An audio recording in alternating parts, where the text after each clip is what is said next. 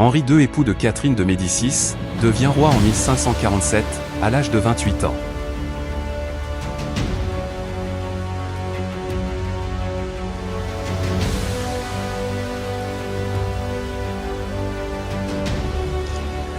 Alors bonsoir à vous, bienvenue dans Histoire de France.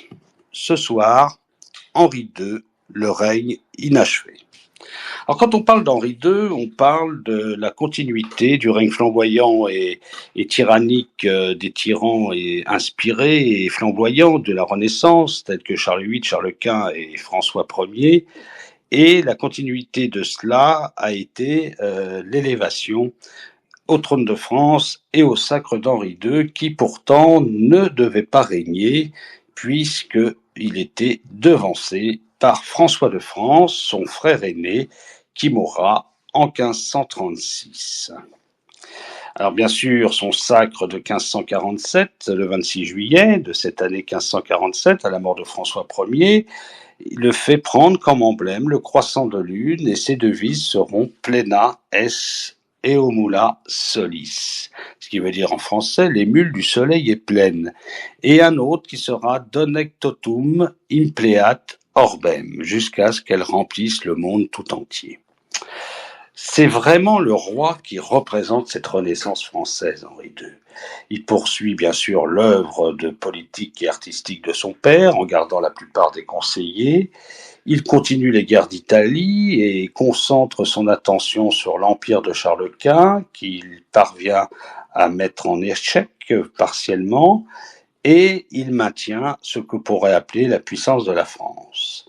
Il a bien sûr, c'est un des premiers rois à qui, après Charles VII, attribue de nombreuses aventures, surtout une qui est définitivement et dans l'éternité attachée à Diane de Poitiers. Et bien sûr, son règne va se terminer tragiquement, cette défaite de Saint-Quentin, le traité de Cateau-Cambrésis, et son règne marque aussi l'essor du protestantisme et de la puissance du protestantisme en France, qu'il réprime d'ailleurs avec davantage de force et de rigueur que l'avait fait son père. Il ne parvient pas néanmoins à régler la question de religieuse, qui interviendra comme par hasard à sa mort en 1559 avec ce qu'on a appelé les guerres de religion. Il meurt, je vous raconterai plus en détail, lors d'un tournoi tenu rue Saint-Antoine à Paris, devant l'ancien hôtel des Tournelles, et c'est un éclat de lance qu'il reçoit dans l'œil, la lance de Montgomery, qui était capitaine de sa garde écossaise. Il mettra 10 jours à mourir. Alors cette enfance d'Henri II a été quand même tumultueuse. Il naît le 31 mars 1519 au château de Saint-Germain-en-Laye. Il est le fils du roi de France François Ier et de son épouse, la reine Claude de France. Il est second dans l'ordre de succession et reçoit le titre de duc d'Orléans dès sa naissance. Il reçoit le prénom de son parrain, Henri VIII d'Angleterre.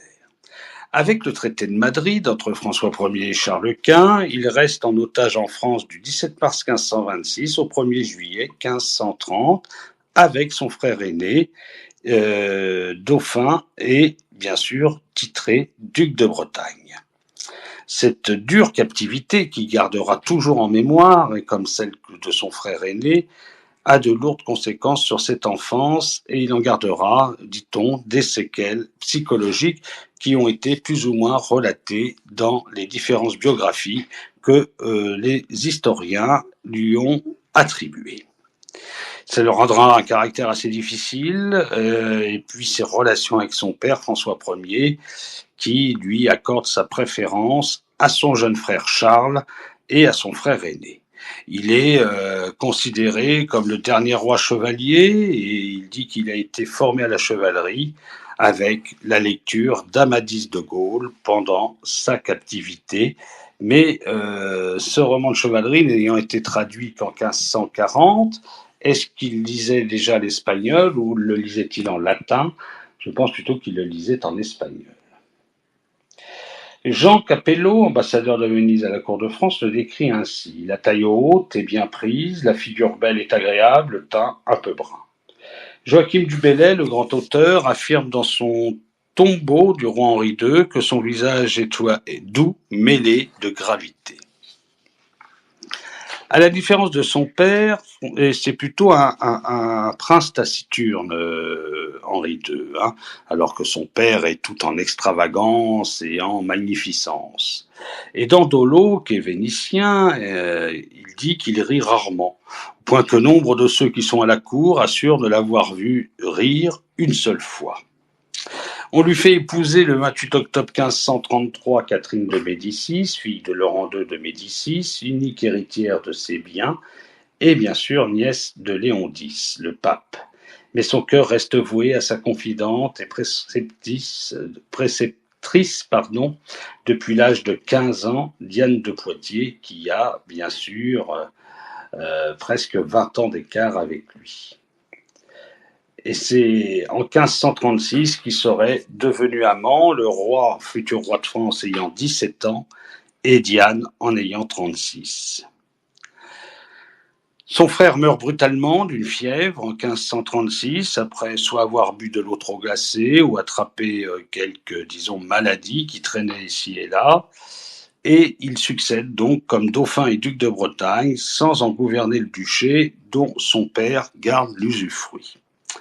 Il fait ses premières armes en Picardie, il rejoint les armées françaises au Piémont pour en commander l'avant-garde. Il participe à sa première bataille, la prise de Moncalieri, le 23 octobre 1537, où il rencontre Filippa Ducci pour une brève aventure italienne dont naît son premier enfant, Diane de France. Cette naissance le rassure, puisqu'il dit qu'il a la capacité à assurer sa descendance malgré l'absence d'héritier.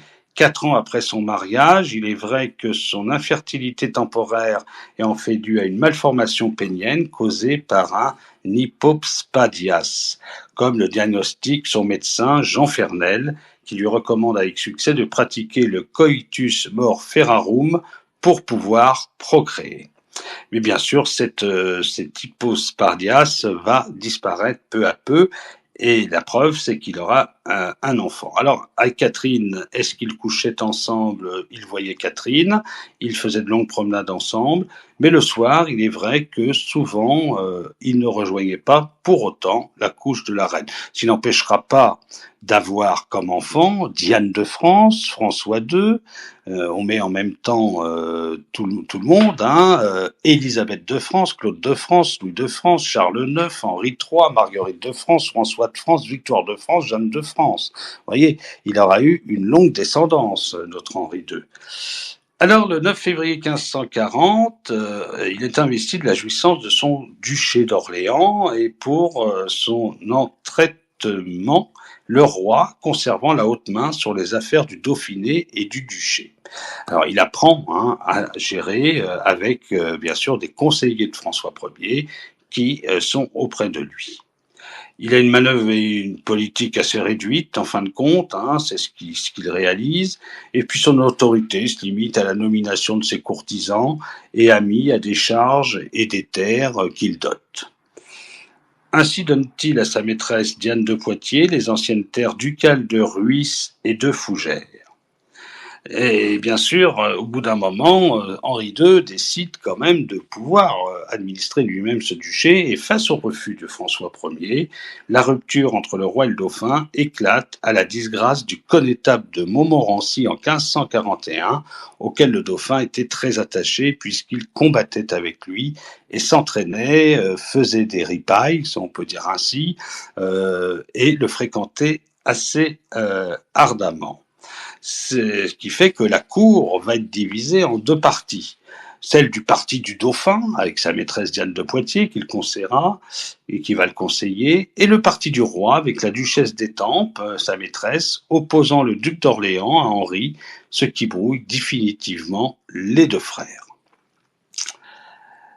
En août 42, il commande l'armée du Roussillon dans la 4e campagne de son père en Italie, et ses alliés allemands et turcs contre Charles Quint, il participe au siège de Perpignan. À l'automne 44, il repousse les Anglais dans Calais, lève le siège de Montreuil et échoue de peu à reprendre Boulogne-sur-Mer avec un temps infernal, avec un manque de munitions et une dysenterie qui décimera une partie des troupes de France.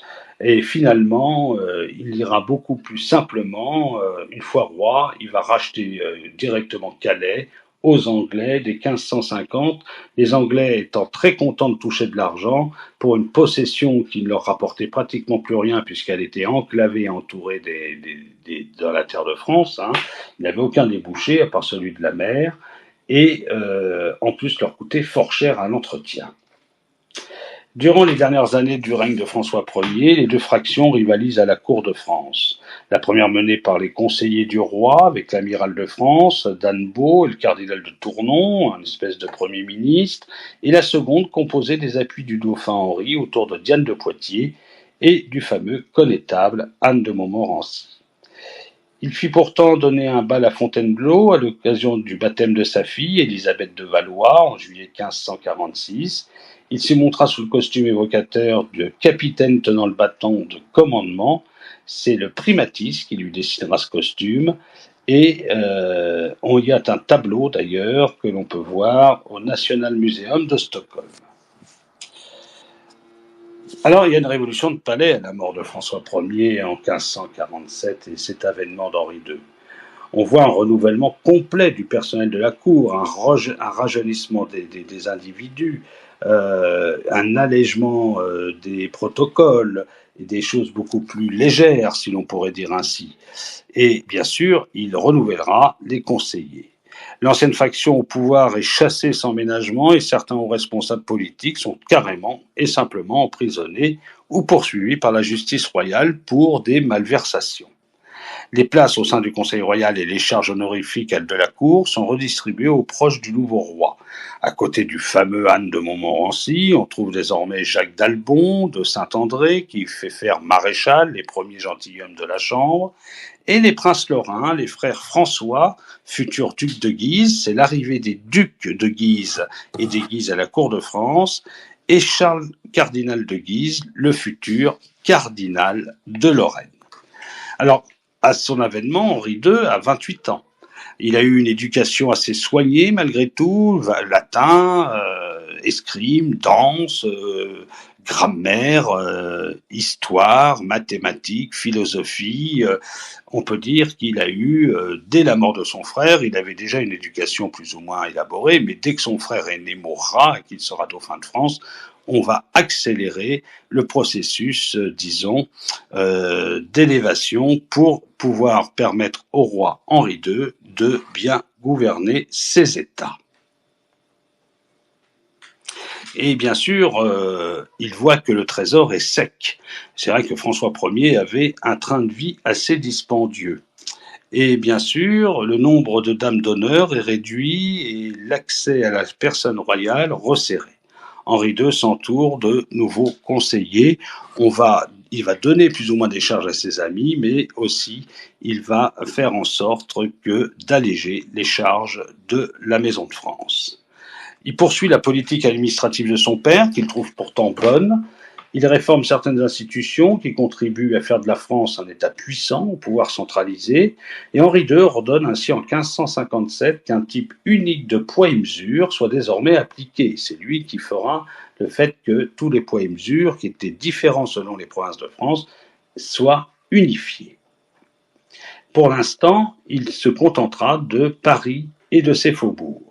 Puis dans un second temps, à tout le ressort du Parlement de Paris, avec dépôt d'un étalon à l'hôtel de ville pour faire enregistrer cet édit des poids et mesures. Il débute son règne en mettant en place un véritable système ministériel. Il généralise le gouvernement de son père. En 1547, l'administration est supervisée par 4 secrétaires d'État, choisis dans la compagnie des notaires secrétaires du roi. Alors ces gens sont chargés des commandements du roi et plus particulièrement de l'expédition des affaires financières. À l'origine chargés d'un secteur topographique du royaume, ils prennent en 1557 le titre de secrétaire d'État et des finances du roi. Les registres du Trésor royal sont confiés à un contrôleur général. Henri II poursuit également l'unification du système judiciaire avec la réforme et sa création par l'ordonnance de janvier 1551 des présidiaux, qui sont, comme on pourrait dire, des tribunaux intermédiaires entre les parlements et les juridictions inférieures. Ces présidiaux sont composés de 9 juges chacun et sont situés au siège des bailliages et des sénéchaussées du royaume. C'est pour alléger un peu les charges du Parlement qui devront traiter des affaires très importantes, et les affaires subalternes seront bien sûr traitées par ces présidiaux. En 1553, une ordonnance royale prévoit que les maîtres des requêtes visitent chaque année les provinces. Alors la politique financière, dès 1555, voit l'institution du Grand Parti de Lyon. Alors ce Grand Parti de Lyon est un emprunt géant levé auprès des marchands banquiers de la ville de Lyon, qui est la principale place financière, avec les banquiers lombards, avec les banquiers du Dauphinois, des Lyonnais, avec l'industrie de la soie, avec l'essor, disons, industriel de cette ville, et qui refinance à long terme l'ensemble des dettes royales existantes. Le caractère innovant de cet emprunt n'empêche pas les circonstances militaires et politiques de le faire s'achever par une faillite, malgré tout, qui entraîne la convocation par le roi des États généraux de Paris en janvier 1558 pour en obtenir le vote d'une contribution. Vous voyez qu'il n'y avait pas que Louis XVI qui convoquait les États généraux pour des problèmes financiers. Henri II le fera en 1558. Comme son père, Henri II doit faire face à d'importants besoins financiers et il suit, malgré ses critiques, l'exemple de François Ier, en recourant à l'augmentation des impôts existants. Tentative d'unification de la gabelle, création du taillon et application de nouvelles crues de taille qui développent, bien sûr, il développera des taxes sur les importations en taxant les produits non français. Les mêmes causes produisant des effets similaires, Henri II doit faire face, comme François Ier, à La Rochelle en 1542, à une révolte paysanne, ce qu'on appellera la fameuse jacquerie des Pitots, qui contamine les villes. Ça s'étend comme une traînée de poudre, dont Bordeaux, Angoulême, Poitiers, Niort. Il confie la répression, Henri II, au connétable, donc Anne de Montmorency. Et la réaction de Montmorency est brutale. La cité perd ses privilèges et désarmée doit verser une amende de 200 000 livres, voit son parlement suspendu, 140 personnes sont condamnées à mort, la répression s'étend ensuite dans les campagnes d'alentour où l'on pend les meneurs. En 1549, Henri II amnistie la cité. This space was downloaded via spacesdown.com. Visit to download your spaces today. Et la plupart des condamnations à mort. Comme son père, il va également améliorer le recouvrement de l'impôt et ordonne par l'édit de janvier 1551 la réunion des 4 trésoriers de France et des 4 généraux des finances en un même corps de trésoriers généraux dont l'effectif est porté à 17. On peut dire que c'est l'embryon de ce qu'on appelle aujourd'hui notre ministère des Finances. Après ces réformes administratives et fiscales engagées successivement par François Ier et Henri II, l'essentiel des ressources de l'État provient désormais des aides. Alors, une fois qu'il a réformé la fiscalité, qu'il a maté quelques rébellions, qu'il a épuré plus ou moins l'ancienne cour de son père tout en conservant quelques conseillers et en réorganisant la cour et la maison de France, il y a bien sûr le roi de France a une politique étrangère. Et dès 1548, il connaît son premier conflit en tant que roi de France avec le roi d'Angleterre. Édouard VI, qui s'offusque de la réception à la cour de France de Marie Stuart, reine d'Écosse, qui doit épouser le dauphin François. La jeune reine d'Écosse est obligée de se réfugier en France pour échapper aux troupes anglaises qui entendent marier Marie à Édouard VI. Les Écossais défaits à Pinkie-Cluck font jouer la vieille alliance avec la France, la Old Alliance, et Henri II accepte d'accueillir la jeune reine à la cour de France. En plus, Marie Stuart, fille de Marie de Guise, est la nièce des Lorrains dont l'influence sur Henri II a permis d'arranger ce mariage et dont il chargera le duc d'Aumale, le futur duc de Guise, François de Lorraine, dans cette affaire. En 1549 et 1550, les armées d'Henri II, sous le commandement de François de Guise, qu'il a promu à la tête des armées, et de Léon Strozzi, assiègent Boulogne-sur-Mer, que les Anglais occupent depuis 1544. Le 24 mars 1550, on décide que la plaisanterie a assez duré. On fait le traité d'Outreau, qui restitue la ville à la France et impose la domination d'Henri II en Écosse.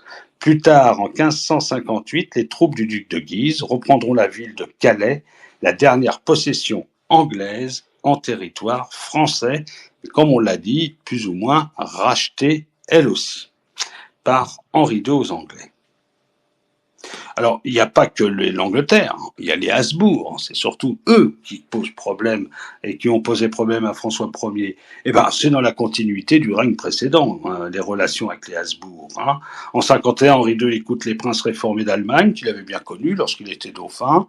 En janvier 52, il reçoit à Chambord le margrave Albert de Brandebourg, qui lui suggère d'occuper Cambrai, Verdun, tous les Metz, ces trois dernières villes constituant ce qu'on appelait les trois évêchés.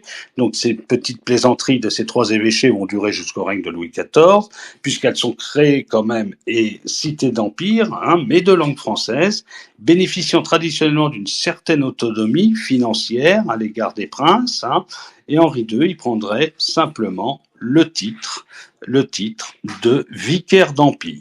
Le traité de Chambord est signé le 15 janvier 1552, qui scelle l'alliance d'Henri II avec les princes réformés contre Charles Quint. Ce voyage d'Allemagne, qui débute à Joinville, où l'armée française est rassemblée en mars 1552, sous le commandement de Montmorency et du duc de Guise, Cambrai, Verdun et Toul ouvrent leurs portes sans opposer de résistance, parce que les Allemands et les Habsbourg sont stupéfaits. Le 18 avril 1552, Henri II entre dans Metz. En octobre 1552, sur ordre de Charles Quint, Ferdinand Alvar de Tolède, duc d'Albe, met le siège devant Metz, où reste une faible garnison sous les ordres de François de Guise. Alors ce petit siège va durer 4 mois quand même, mais reste voué à l'échec, puisque François de Guise, malgré ses faibles moyens, arrivera à résister. Et 35 000 fantassins, 8 000 cavaliers, 150 canons, et ce déploiement important des forces de l'Empire ne suffiront pas à prendre la ville et vont coûter énormément aux Habsbourg. En dehors de ces difficultés, de ces différends avec les Habsbourg et Henri II, bien sûr, veut voir d'autres domaines s'agrandir et se greffer au domaine de France. Et ben, c'est l'Italie. Et il veut s'inscrire dans les pas de Bayard, qu'il admire, et donc il allie les prouesses. Il veut s'inscrire dans les pas de Charles VIII, de Louis XII et de son père, François Ier. Et au-delà de ces motivations italiennes, bien sûr, il faut rappeler que Catherine de Médicis entretient une cour très italianisée et que les Guise sont alliés à la famille d'Este. François épousait Anne d'Este, la fille du duc de Ferrare. Et le duc de Ferrare étant en difficulté, il est très opportun d'influencer le roi par le fait des Guise pour pouvoir continuer l'expansion italienne. En 1545, le pape Paul III donne le duché de Parme et Plaisance à son fils Pierre-Louis de Farnèse. Après l'assassinat de ce dernier, le duché passe à Octave Farnèse, mais reste convoité par Ferrand Gonzague, vice-roi de Milan. Henri II accepte d'intervenir en appui des Farnèse, d'autant plus que Jules III, le nouveau pape élu à la mort de Paul III, penche nettement du côté de l'Empire. Donc il faut aussi montrer la force au pape, puisque le pape avait, avec les possessions des États pontificaux, était un chef d'État, le chef de l'Église, mais était aussi un chef d'État, un chef militaire.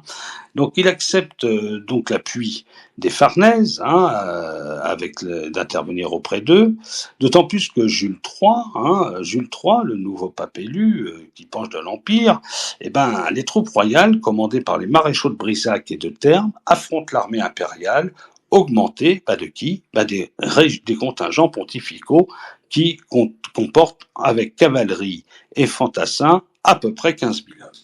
En avril 1552, une première trêve est négociée par le cardinal François de Tournon avec le légat du pape, ce dernier ambassadeur d'Henri II en Italie de 1551 à 1556, est plus enclin à la diplomatie qu'à la guerre. D'après ce qu'il dit au roi, elle coûte beaucoup moins cher. Voilà ce qu'il dit. J'essayais d'influencer Sa Majesté sur un projet d'alliance plutôt que de découdre alors que le roi voulait et aimait la guerre. Car les expéditions guerrières sont d'autant plus dispendieuses pour notre pauvre trésor de France que la diplomatie ne coûte rien. Alors, il s'emploie à échouer le projet d'expédition contre Naples. Il réussit à faire placer la ville de Sienne, qui a évacué sa garnison espagnole, sous la protection du royaume de France. Le 8 et 9 octobre 1553, une expédition du maréchal de Terne, qui s'est adjoint l'appui d'une flotte turque, enlève la Corse aux Génois. On voit que l'appui de la flotte turque est la continuité, plus ou moins, d'une alliance avec l'Empire ottoman, alliance diplomatique, politique et commerciale qu'avait bien sûr fait François Ier. Alors dès 1554, Sienne cherche à en découdre avec Florence, parce qu'on est toujours en train de se bagarrer aussi entre les cités italiennes. Donc l'armée royale, commandée par Pierre Strozzi, est défaite le 3 août à Marciano della Chiana par l'armée de Florence. Sienne est assiégée, défendue par Montluc, le pauvre Montluc qui essaiera de lutter jusqu'au bout. La ville tombe le 17 avril 1555 et passe sous contrôle florentin. Le 16 janvier 1556, Charles Quint abdique en faveur de son fils Philippe II, puisqu'il est perclus de douleur et fatigué, et voyant qu'il préfère se retirer en Espagne, dans une abbaye, mais il conserve la couronne impériale qu'il transmet à son frère Ferdinand Ier du Saint-Empire.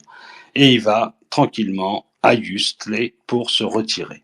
De son côté, le roi de France perd progressivement ses appuis. Les princes allemands réformés ont signé la paix d'Augsbourg, leur donnant la liberté de religion, et les Turcs se relèvent moins actifs en Méditerranée, en proie à des difficultés financières et puis à des contre-attaques venant des Balkans. Le nouveau roi d'Espagne et la France signent donc une trêve à l'abbaye de Vaucelles. La trêve est destinée à durer 5 à 6 ans. Elle reconnaît à la France ses conquêtes territoriales du Piémont et des trois évêchés. Cet accord souffre néanmoins d'un défaut majeur, tout comme la paix d'Augsbourg. Il n'a pas reçu l'aval du pape, qui n'a pas cautionné cela. Paul IV est élu pape en 1555, à la mort donc de son prédécesseur, et lui il est animé d'une haine farouche envers l'empereur. On change de camp. Depuis 1000 ans, il n'est pas né un homme aussi méchant que lui, dit-il. Il multiplie les provocations envers Philippe II et envoie son neveu, le cardinal Carlo Carafa, comme légat à la cour de France en 1556. Ce dernier en revient avec une promesse d'intervention d'Henri II en cas de conflit. En novembre 1556, le duc de Guise, auréolé de sa gloire messine, puisque c'est lui qui a réussi à garder Metz, reçoit le maréchal de Brissac en Piémont. Alors il a un objectif, c'est enlever tout simplement Naples aux Espagnols et de récupérer la couronne de Naples. Les manœuvres de Philippe II et de ses alliés anglais et savoyards au nord de la France remettent rapidement en cause ce plan, et François de Guise est contraint de rentrer précipitamment en France. Après la défaite française, on se fait écraser, complètement écrabouiller, avec une faute de commandement et de coordination entre l'infanterie, les canons et la cavalerie à Saint-Quentin. Cette dernière tentative marque, malgré tout, cette tentative manquée, marque la fin des ambitions françaises en Italie, puisque la France n'a plus les moyens de renvoyer. On avait encore une armée, on aurait pu envoyer 15-20 000 hommes, quelques canons, des cavaliers, mais pourquoi faire avec la coalition qui se faisait? Il fallait bien une armée aussi pour défendre le territoire de la France au cas où. Et François II décide de formaliser tout ça par le traité de Cateau-Cambrésis, et il restitue l'ensemble des possessions françaises dans le pays, y compris la Corse. Y compris la Corse. Alors Philippe II se marie avec Marie Tudor, lui, la fille d'Henri VIII, qui est reine d'Angleterre, alliance qui lui permet de bénéficier de la puissance maritime de l'Angleterre, ce qui indispose bien sûr la France. Il dispose également aux Pays-Bas d'une armée de 60 000 hommes sous les ordres du duc Emmanuel Philibert de Savoie. Les Alliés profitent du départ de l'armée du duc de Guise pour l'Italie pour lancer l'offensive vers Paris à travers l'Artois. L'armée française, commandée par le connétable Anne de Montmorency, essuie une terrible défaite à Saint-Quentin le 10 août 1557. Avec plus de 3000 morts et plusieurs milliers de prisonniers, dont des hauts barons et le propre connétable, l'amiral de Coligny et le maréchal de Saint-André, ce qui fait que le haut commandement est complètement décimé. Henri II confie au duc de Nevers, François de Clèves, la constitution d'une nouvelle armée, et rappelle le duc de Guise d'Italie pour lui confier les opérations militaires dans le nord du pays en tant que lieutenant général du royaume. Guise choisit de marcher sur Calais, qu'il enlève le 6 janvier 1558, puis retourne vers Thionville, qu'il atteint le 22 juin et qu'il enlèvera sans difficulté en juillet. L'armée commandée par le maréchal de Termes est battue à Gravelines par les Espagnols, les fameuses tercios. La route de Paris est ouverte. Henri II était plus ou moins en villégiature, il rentre précipitamment, il réunit alors une armée de 50 000 hommes qu'il prend de droite et de gauche, de toutes les provinces, et se porte à la rencontre de ses adversaires. Mais les Espagnols ont perdu une partie de leur argent, soit pillés, soit égarés, ils ne peuvent plus payer leur armée, et donc ils doivent licencier. Les Anglais chassés du sol français, les impériaux repoussés au-delà de la Moselle, l'équilibre est à peu près rétabli. Les deux royaumes n'ont pas vraiment les moyens de continuer cette guerre, d'autant que Philippe II, veuf de Marie Tudor, depuis le 17 novembre 58, ne peut plus compter sur les ressources d'Angleterre avec l'avènement d'Élisabeth Ier. Les deux pays conviennent donc d'un traité de paix signé le 3 avril 1559 au Cateau-Cambrésis. Henri II restitue à Philippe II toutes ses possessions dans le Piémont, d'accord, la Savoie et la Bresse, pourtant occupées depuis 30 ans, ainsi que la Corse, mais conserve les 3 évêchés de Metz, c'est-à-dire Metz, Toul et Verdun, ainsi que 5 places fortes en Piémont pour 3 ans. La paix est sanctionnée par 2 mariages. Henri II donne sa fille Élisabeth en mariage à Philippe II. Sa sœur Marguerite épouse le duc Emmanuel Philibert de Savoie. De son côté, la nouvelle reine d'Angleterre, Élisabeth Ier, doit assurer son trône après une succession délicate et n'est pas en mesure de disputer la ville de Palais au roi de France par le premier traité de Cateau-Cambrésis, signé le 12 mars et le 2 avril 1559. Elle permet aux Français de conserver la ville contre une indemnité de 500 000 écus. Donc voilà à peu près les affaires du roi de France en politique étrangère.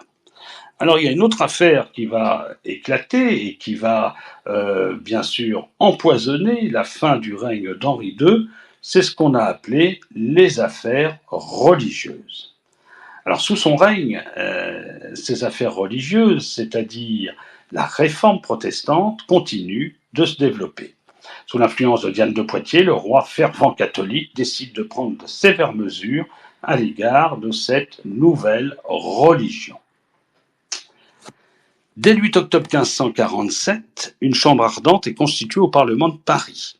Alors cette chambre est constituée de quoi ? Elle est chargée de connaître les procès d'hérésie, avec à sa tête l'inquisiteur Mathieu Horry. En 3 ans, elle rend plus de 500 arrêts contre les protestants et est à l'origine d'une très violente répression à leur encontre entre 1547, donc à la mort de François Ier, et 1549. Le 19 novembre 1549, l'édit de Paris rend une partie de leur pouvoir aux juges ecclésiastiques. Le 27 juin 1551 est signé l'édit de Chateaubriand. Alors, cet édit est un édit judiciaire. Il permet aux juges séculiers que les causes des hérétiques ayant provoqué des troubles et coordonne la répression. Seuls les catholiques sont autorisés, par exemple, à ouvrir des écoles. Il est complété le 24 juillet 1557 de l'édit de Compiègne qui accentue la répression, y compris contre les catholiques qui aident ou hébergent des protestants ou qui font des mariages mixtes. Et bien sûr, on va rentrer après dans ce qu'on appelle la crise gallicane de 1551. Ça, c'est un événement très important du règne d'Henri II, cette crise gallicane. Dans le contexte de la guerre et de la gestion des affaires italiennes, il y avait un conflit qui a opposé Henri II au pape Jules III, le fameux pape Jules III. Le 27 juillet 1551, ce pape lance l'anathème contre le roi.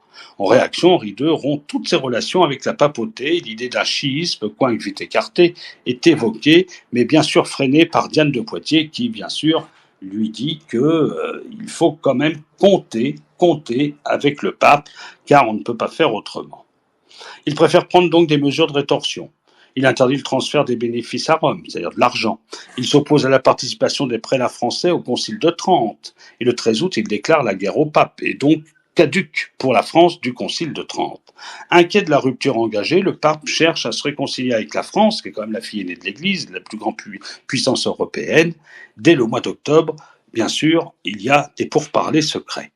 Le roi bénéficie de l'appui du Parlement de Paris pour faire tout cela, toujours hostile à l'ingérence de Rome dans les affaires françaises. Tiens donc, c'est le commencement, disons, de ce qu'on pourrait appeler l'expansion du gallicanisme en France et de la puissance des parlements dans les affaires du royaume de France, qui nous amènera à ce que vous savez. Et en 1557, celui-ci s'oppose au rétablissement de l'Inquisition dans le royaume. L'attachement du roi à la religion catholique ne l'empêche pas de soutenir les princes réformés d'Allemagne et de maintenir l'alliance avec les Turcs qui avaient initié François Ier dans une dynamique propre au XVIe siècle d'affirmation des intérêts de l'État, même contre tout autre monarque catholique. Mais malgré tous les édits répressifs, malgré cette chambre ardente, malgré cette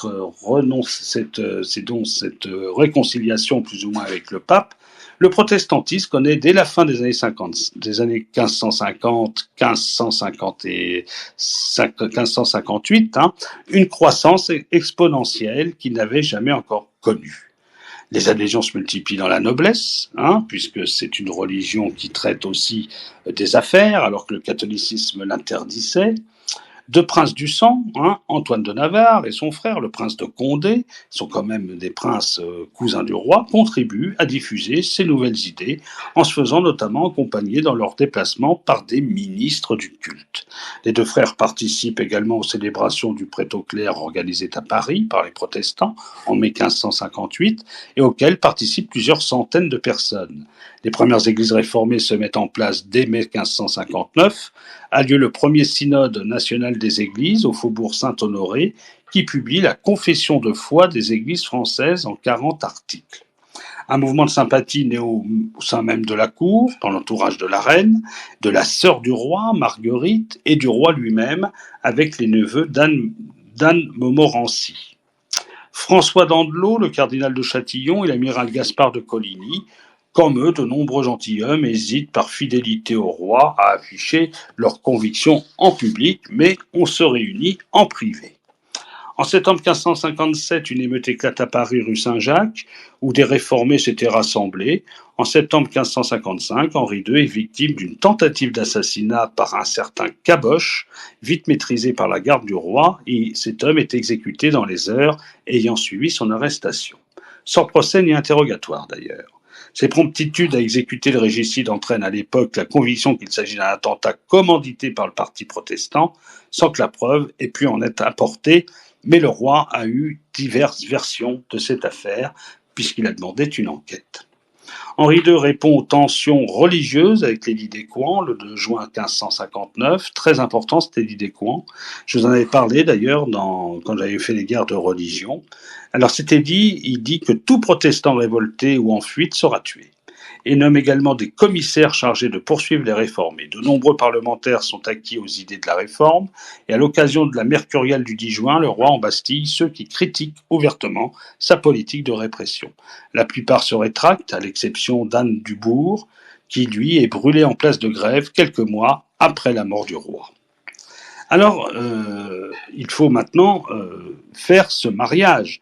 Le roi va avoir 40 ans, il est en pleine force de l'âge, et sa femme, Catherine de Médicis, qui lui a commencé à lui donner des enfants, commence à s'inquiéter. Elle lui dit-elle pas qu'il arrive à l'âge de la raison et que pour lui, les joutes et les farfadaises, comme on pourrait dire, les petites galipettes sur ce cheval, ces joutes sont d'un autre temps et qu'il devrait plutôt s'y astreindre. Mais non, le roi dit qu'avec la paume, avec certains autres sports cérébraux comme les échecs, la lecture, après ses conseils, il a besoin du grand air, de la chasse et de ses joutes. Et lors du double mariage d'Élisabeth de France avec Philippe d'Espagne et de Marguerite de France, sœur du roi, avec le duc de Savoie, un tournoi est organisé le 30 juin 1559 rue Saint-Antoine, la plus large rue de Paris à l'époque, car elle a déjà les dimensions qu'on lui connaît maintenant. Au cours d'une joute se déroulant devant l'hôtel de Sully, on pourrait situer ça entre le numéro 58 et 64, si vous voulez, de la rue Saint-Antoine d'aujourd'hui. Henri II, désarçonné de son destrier nommé Malheureux, est grièvement blessé par Gabriel de Lorge, comte de Montmorency, capitaine de sa garde écossaise. Les deux lances se brisent à l'impact, celle de Montmorency emportée par son élan, heurte violemment l'œil du roi. Alors, faut savoir qu'avant cet incident gravissime qui entraînera sa disparition, Henri II, ils avaient déjà rompu une lance chacun, et que cette lance rompue avait fait match nul. Certains avaient demandé est-ce qu'on arrête là le combat. Même Montmorency avait dit si, il nous faut arrêter, je vous donne la victoire car vous êtes le roi. Le roi avait trouvé ça offusquant. Il s'était offusqué de cela. Il avait dit non, non, cher monsieur, nous sommes égalité, il nous faut un gagnant, nous allons refaire encore une montre. Une montre, c'est-à-dire, bien sûr, un croisement de lances. Hein. Et c'est là, bien sûr, que les deux lances vont se briser et que l'impact de Montmorency, emporté par son élan, heurte l'œil du roi. Donc la lance va glisser sur le haut du bouclier et de l'épaule du roi et se fracasser. Et le roi, ayant chaud, parce qu'il faisait chaud, avait relevé sa visière et un bout de bois va rentrer dans l'œil du roi. D'accord, vu que son aume était levé.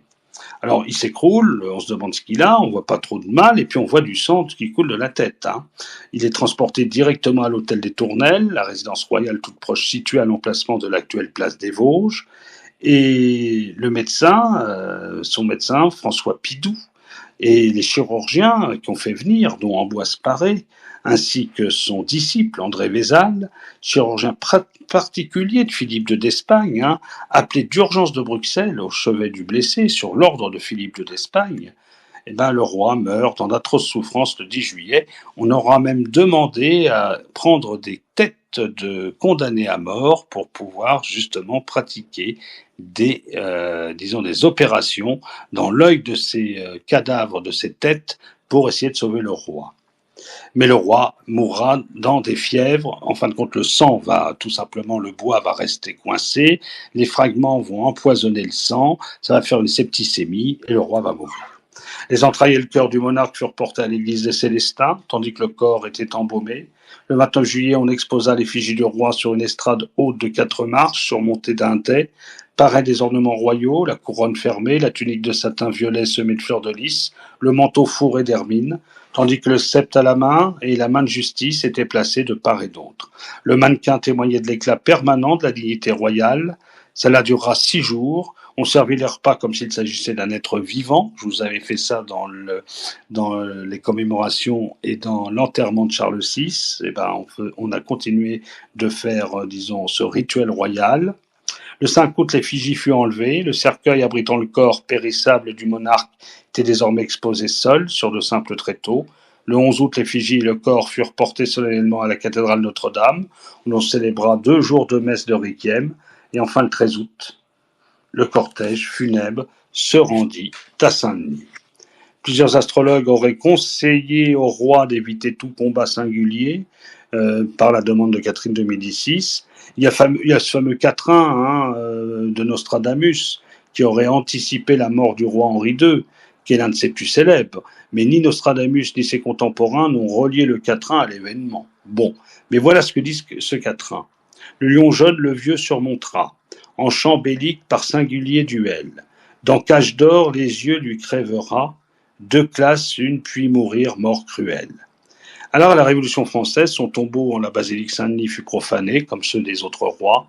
Le vendredi 18 octobre 1793, son cercueil fut extrait du caveau des Valois et son corps jeté dans une fosse commune. Son gisant, le représentant aux côtés de Catherine de Médicis, réalisé par Germain Pillon en 1565, est encore visible dans la basilique, puisqu'il faisait nuit, qu'on a fait le cercueil des Valois, et c'est le noir qui s'est précipité et qui a demandé à la garde nationale d'entourer ce magnifique gisant pour empêcher les révolutionnaires qui étaient partis chercher des marteaux et puis des barres de fer pour briser cette beauté.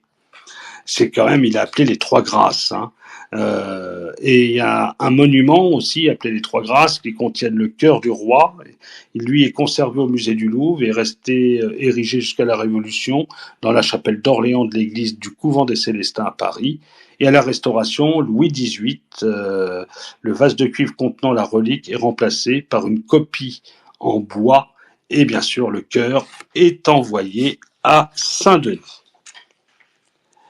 Alors Ronsard a célébré Henri II, qu'il adorait, Il avait écrit une avant-entrée du roi très chrétien à Paris pour l'entrée solennelle le 16 juin 1549 après son sacre. Alors, c'est un mécène, Henri II. Ça a été vraiment. Il s'inscrit dans la continuité des rois de la Renaissance, même si ça va bien sûr être terminé après son règne. Une Renaissance qui restera toute française, mais qui n'aura plus, disons, même si l'influence italienne continuera plus ou moins, mais disons que le rêve italien s'enfuira. Ça ne sera terminé du rêve italien. Alors la nouveauté de ce règne est caractérisée surtout par la mise en scène du pouvoir royal, par la multiplication des entrées royales et des festivités. La monarchie fait travailler ensemble les poètes, les architectes, les sculpteurs, les peintres, les auteurs, les dramaturges, ceux qui font le théâtre. Le pouvoir royal, à l'occasion de fêtes éphémères, pour les entrées royales, des ouvrages sont publiés pour rappeler le souvenir des portes splendidement décorées, telles que d'arcs de triomphe, parfois accompagnés de poèmes et de musique joués au passage du roi. Celui-ci fait également appel à des orfèvres réputés pour le faire revêtir de luxueuses armures, de parade. Cette politique de mise en scène artistique sera habilement reprise à sa mort par son épouse Catherine de Médicis. Et bien sûr, surtout Henri III. Henri II modifie les plans d'aménagement, mais disons qu'Henri III faudra plus de fantaisie, lui, comme les paniers où il avait un panier où il mettait ses caniches, les pendants d'oreilles, bien que ça existait déjà sur Henri II, les mignons, les vêtements bouffants avec des jambes très fines dans des collants, mais on mettait des espèces de, comme des pantalons là, comme des éventails, si vous voulez, autour du corps de très très grands, quoi. Mais il n'y a pas que cela aussi. Ce qu'on appelle l'Escaut, l'architecte, son architecte favori, il réaménage le Louvre. Quelques années avant la mort de François Ier, Lescaut avait commencé à travailler, mais il confirme ce Pierre Lescaut à la tête des travaux. C'est son architecte vraiment favori. Il l'invite à dîner, il est avec lui, il va souvent sur les chantiers. Mais c'est Philippe Delorme, le premier à porter le titre d'architecte du roi, qui dirige nombre des projets de construction de réaménagement de châteaux, comme Saint-Maur, Rannais, Meudon, Amboise. C'est ce qu'on appellera l'ordre français. Toujours sur le plan architectural, le règne d'Henri II voit arriver l'ordre colossal en France, introduit par Jean Bulan, dans la reconstruction du château d'Écouen, qui est magnifique, et dans la construction du petit château de Chantilly et du château neuf de Saint-Germain, ce qu'on appelle le château neuf, a été fait sous le règne d'Henri II. Alors, ces sculptures de l'aile dite Lescaut au Louvre sont l'œuvre aussi de Jean Goujon, qui était aussi le sculpteur, lui, du roi Henri II, l'autre sculpteur emblématique du XVIe siècle, Germain Pilon, et lui est un spécialiste des sculptures funéraires, avec la réalisation de nombreux tombeaux et de gisants des rois de France. Il va réaménager et refaire de nombreux gisants. Et bien sûr, la littérature française s'enrichit également avec l'œuvre de grands écrivains, Montaigne, La Boétie, et bien sûr, ce qu'on a appelé tout avec Ronsard et Joachim du Bellay, ce qu'on a appelé la Pléiade. Et bien tout ça vient du règne d'Henri II. Mais il n'y a pas que la politique européenne, ce qu'était le monde, il n'y a pas que ce que je vous ai dit des arts ou des conflits diplomatiques, il y a quelque chose qui aussi a beaucoup tourmenté le roi et l'a beaucoup interrogé, c'est le Nouveau Monde. C'est Cabral qui découvrira le Brésil en 1555. Donc, il va voir le vice-amiral de Bretagne, Nicolas Durand de Villegagnon, et il va lui demander d'installer une colonie française dans la baie de Guanabara au Brésil. Reconnu 5 ans auparavant par le navigateur et cartographe Guillaume le Testu, des Havrais ont installé un comptoir quelques années plus tôt proche de l'actuel Cabo Frio afin de fournir l'industrie drapière de Rouen en Brésil, ce qu'on appelait la teinture rouge des draps. Alors, il y a 600 colons qui vont avec Villegagnon. Ils fondent ce qu'on appelle la France antarctique. Ils font construire une bourgade, Henriville, et le fort Coligny pour en défendre l'accès. Villegagnon a lancé son expédition avec d'importantes difficultés de recrutement. Personne ne voulait aller là-bas. Il doit faire face en plus à des défections dues à sa rigueur morale. C'est un homme assez dur. Il y a carrément des gens, une fois installés là-bas, ne supportant plus, rentrent, tout simplement, abandonnent la colonie. Alors, opposé aux relations charnelles entre colons et indiennes, alors ce sont les tribus qui ont dit du Tupinambas, Il renvoie le Testu en France pour solliciter des renforts. L'amiral Gaspard de Coligny accède à cette requête qui rejoint son objectif de créer une colonie protestante dans cette région du monde. Vous savez que Coligny était protestant. 3 navires quittent Honfleur le 19 novembre 1556 avec leur bord un groupe de réformés, dont un pasteur, Jean de Léry. Ce dernier évoque dans son récit les dissensions continuelles au sein de la colonie, notamment ses affrontements avec André Thévet, un moine franciscain et aumônier de l'expédition initiale de Villegagnon. Les divisions religieuses de la communauté profitent aux Portugais, qui en 1560 prennent de force et détruisent le fort Coligny et signent la fin de la première aventure française en Amérique du Sud. Les premiers échantillons de pétain, c'est-à-dire du tabac, auraient été ramenés en France par Thévet à l'occasion de ses voyages, bien que la diffusion de l'usage de cette plante soit imputée à un certain Jean Nicot, qui en a ramené de Lisbonne et en a vanté les propriétés curatives à Catherine de Médicis. C'est là où on verra la reine fumer. Fumer, disait-on, était bon pour la santé.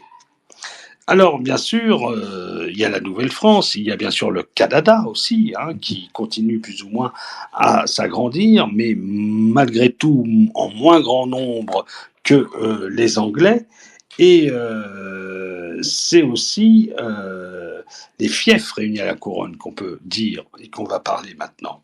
Cette extension territoriale, commencée par François Ier, la brièveté du règne d'Henri II et le succès relatif de ses campagnes militaires vont expliquer la faible évolution du territoire de la couronne à la mort du roi. Bon, combien que l'union de la Bretagne à la France est complètement actée, déjà lors de la mort de son frère, qui était lui-même duc de Bretagne, Henri II, avant d'être roi de France, était duc de Bretagne.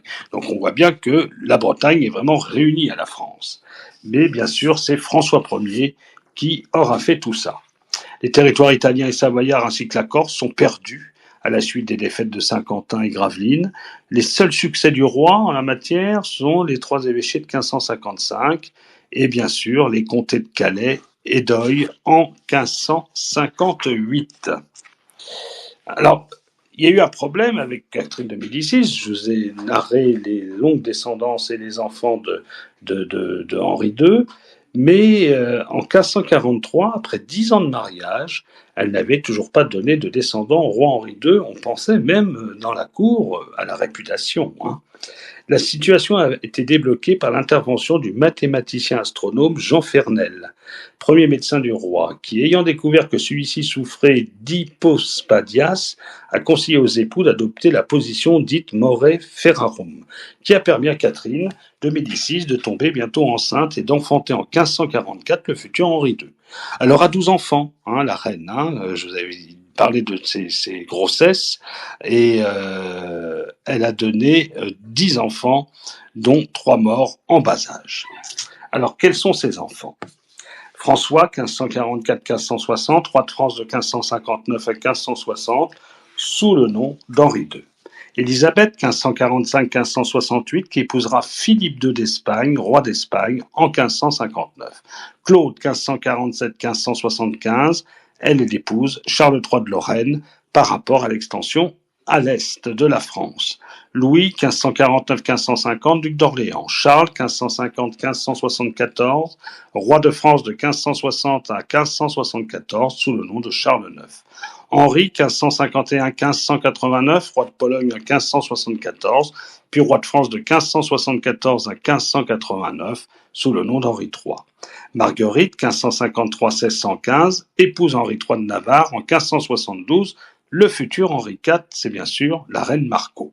François, Hercule, 1555-1584, duc d'Alençon, puis duc d'Anjou. Victoire, 1556-1556, Jeanne, 1556-1556. Ces 2 jumelles mort-nées vont sonner le glas du fait de Catherine de Médicis de pouvoir infanter. Alors, il a également des enfants illégitimes, Henri II. Diane de France, 1538-1619, qui épousera François de Montmorency, puis elle sera duchesse d'Angoulême, et bien sûr, c'est de Filippa Ducci qu'il aurait eu son premier amour et son seul amour italien. Henri d'Angoulême, 1551-1586, qui sera gouverneur de Provence en 1581 et grand prieur de France. Bien sûr, il a eu de Jeanne Stuart. Henri de Saint-Rémy, 1557-1621, il l'a eu de Nicole de Savigny. Comme tous ces princes de la Renaissance, bien sûr, c'est une époque riche et variée. Et il s'agit bien sûr du croissant, sa devise, ou du triple croissant entrelacé, associé à la phrase latine Donec totum amplea torben, jusqu'à ce qu'il emplisse le monde entier. Alors, le croissant provient-il de la brisure des vallons Angoulême qui rompait les armes de France d'un lambel d'argent chargé de 3 croissants de gueule. Comme souvent, son corps de devise formait un jeu de mots avec la sentence. À l'origine, il soulignait le fait que le jeune prince n'était que le dauphin et ne jouissait donc pas de la plénitude de son pouvoir. Le croissant était certes un cercle évidé, inachevé, mais il fallait également le prendre dans le sens littéral du terme. Et bien sûr, ça va s'étendre jusqu'entier à faire ce qu'on a dit, le cercle du monde. C'est vraiment dans la dynastie vraiment assouvie des rois de France et des Valois Angoulême. Et c'est aussi l'emblème, ce croissant de Diane Chasseresse. Bien entendu, ces emblèmes seront réutilisés par Diane de Poitiers dans sa forme entrelacée et bien sûr les emblèmes. Donc c'est vraiment quelque chose qui va beaucoup compter. Alors bien sûr le H, le H et les deux C, les deux C sont entrelacés. Et ben, le H au milieu et les deux C, bien sûr, c'est Catherine de Médicis et bien sûr Diane de Poitiers, qu'on peut voir comme un D, mais bon, c'est assez ambigu. Mais c'est vrai que quand on se promène des fois, on voit que ça peut former un D. Une fois que le C est inversé, parce que les C sont inversés, et donc inversement le C forme un D. Donc il a voulu mettre sa maîtresse et sa femme, la reine de France, au même plan. Alors, tout ça, cette relation avec Diane forme aussi un pôle important de la mythologie développée par Henri II et l'emblématique qui en découle. Prenant prétexte de sa passion pour la chasse, Henri II fait réaliser de nombreux décors en rapport avec la déesse antique de la chasse, Diane. Des arcs, des flèches, des cerfs, des chiens, qui caractéristiques de la divinité de Diane la chasseresse, sont vraiment fréquents dans l'emblématique et dans l'art, ce qu'on peut appeler l'art d'Henri II. On les retrouve aussi dans des vitraux que le roi offrit à la Sainte-Chapelle de Vincennes ou au plafond de l'escalier Henri II du Louvre. Et c'est vrai que moi qui ai visité souvent le château de Vincennes, je peux vous dire qu'on les a. Alors, je vais maintenant terminer avec Henri II. Je vous remercie d'avoir bien sûr été présent pour ce salon Histoire de France. Pour ceux que ça intéresserait, je vais vous dire quelques biographies que vous pouvez lire, certaines que j'en ai deux. Je vous conseille celle d'Ivan Cloulas, Henri II, Fayard 92. Alors ça fait 700 pages, très bien, très bon, très complet. Vous aurez études d'Henri II beaucoup plus développé de ce que je viens de vous dire. Et puis mon ami Didier Le Fur, qui a fait un Henri II aussi en 2009, un peu moins gros, un peu plus de 600 pages, qui est très intéressant. Alors j'ai travaillé aussi avec ce que j'avais travaillé dans les guerres de religion, avec Lucien Romier, les origines politiques des guerres de religion. Alors ça date de 1913, c'est vieux, vous l'aurez plus. J'ai des feuillets là-dessus. Donc Lucien Romier, ça c'est ancien, mais c'est vraiment extrêmement très complet aussi. Et puis Michel Huguier, Henri II, Catherine de Médicis, Diane de Poitiers, la Renaissance, Monceau-les-Mots, édition Fiacre en 2019, ça c'est pas mal aussi. Ben voilà, j'espère qu'avec ça vous allez pouvoir au moins vous régaler sur Henri II. Alors faut savoir que beaucoup de films ont été faits sur Henri II, que ce soit dans Les Secrets d'Histoire ou que ce soit dans aussi des films avec Marie Reine d'Écosse, sur Marie Stuart, même Nostradamus, enfin bon, il y a eu beaucoup de choses, La Princesse de Clèves dans les années 60, et bon, donc Diane de Poitiers bien sûr, alors avec Roger Moore qui joue Henri II, c'est super ça, Roger Moore qui joue Henri II, Diane de Poitiers en 1956. Donc voilà, j'espère que cela vous assied, et c'était donc Histoire de France, Henri II, le règne inachevé.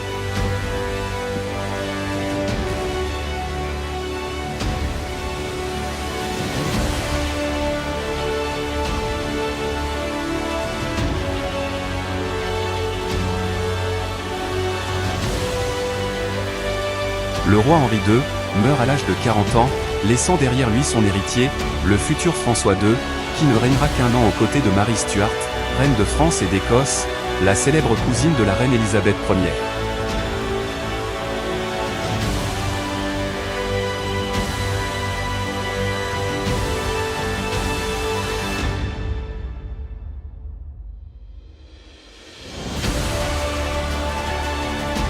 Montgomery s'en voudra jusqu'à la fin de ses jours. Il aura d'ailleurs une fin tragique en se faisant assassiner.